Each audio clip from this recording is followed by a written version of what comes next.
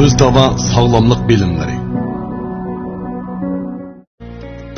Ayollarning qeyrishni kechiktiradigan 7 xil go'harni bilamsiz. Tövendeki yemekliklerini hanım kızlar künde yapmasa, anılık hormonunu toluqlab qeyrishni kechiktirgili bo'ladi ekan. Birinchi, neloper urug'i. Neloper urug'ining tarkibida mol oqsil, ko'p xil vitamin, mineral modda va mikro ilmitlar bor. Ayollar doim iste'mol qilsa, anılık hormonunu toluqlab, teximi sog'lom qiladi. İkinci, kava. Kavanın tarkibida mol vitamin E bor bo'lib, odam badanidagi aktiv oksigenni unumli tozalab, terini sog'lom qiladi. Yuqori qon besim qatorliq kasalliklarning oldini oladi. Kavanın tarkibida mol selin va senik bor. Ularmi anılık hormonini tangshash rolini o'ynaydi. Uchinchi, attirgul chayi. Doim attirgul chayi ichpasa, o'sin go'zallashtirib qolmay, ya'ni odam badanidagi ichki ajratmalarni tangshab, badandagi anılık hormonining ajratib chiqarilishini ilgari surdi. To'rtinchisi, tikanlik kashtan. Tikanlik kashtan tarkibida mol vitamin C bor.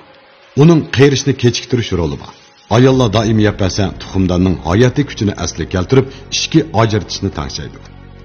Tikanlik kashtanning yana rakka qarshi turish roli bor. Ayollar her kuni 3 taldan 5 talgacha tikanlik kashtanni so'g'chilab ichib olsa, tuxumdonni asrab, tuxumdan rakining oldini ola oladi. 5. Alqat.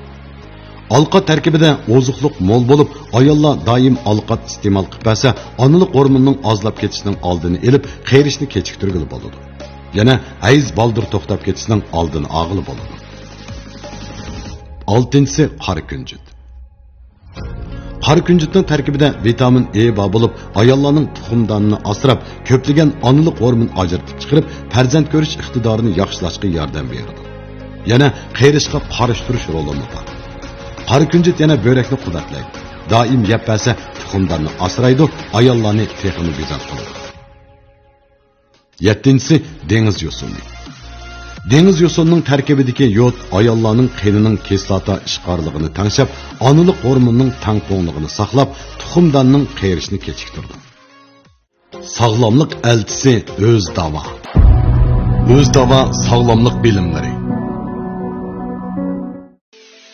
Biz bugun uzun ömür ko'rish pallisi va quloq yumshiqini ulab berganda ko'riladigan ajoyib unumlar bilan tanishib chiqamiz.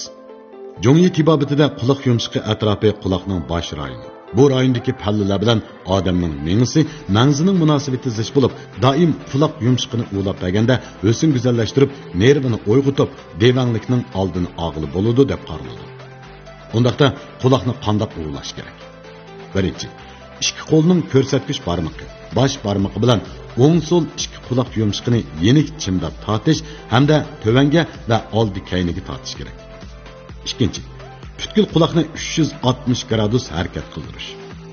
Üçüncü, har kuni attigan va kashda quloqni 3 minutdan 5 minutgacha ulab bersa, quloq qizirib qizzisi muvofiq bo'ladi. Hozirgi zamon tadqiqotidan bayqilishicha, quloqni g'idiqlaganda badanning yalliqqa qarshi turish rolini jonlantirib, qeyrig'andagi devanglikning taraqqiy qilishini kechiktirgili bo'ldi ekan. Siz yana uzun ömür ko'rish pallisini bilinglar. Bu bo'lsa-mu yumchan pallisi. Yumchan pallisini ulaganda böğrek quvvatini g'idiqlab, böğrek quvvatini kuchaytirib, jigar iqtidorini yaxshilab, böğrek zaiflashdan kelib chiqqan bosh qiyish, bosh og'rishni pasaytgili bo'ladi. Yumchan pallisi putning oyig'ida bo'lib, tapanning 3dan 1 qismi, ya'ni o'yman joyda. Ulash usuli bo'lsa, bosh barmoqning uchini yumchan pallisiga tekkizib, oldi bilan ozroq kuchab besiladi. 10 sekund davomlashtiriladi. 5 sekund bo'sh qo'yib etiladi. Ondan yana besiladi. Muşu tariqada takrorlandi. Bilib oldingizmi? Qani undaqda bu mazmunni yaqinlaringizga yo'llab qo'yishni unutmang. Sog'lomlik elchisi Özdava.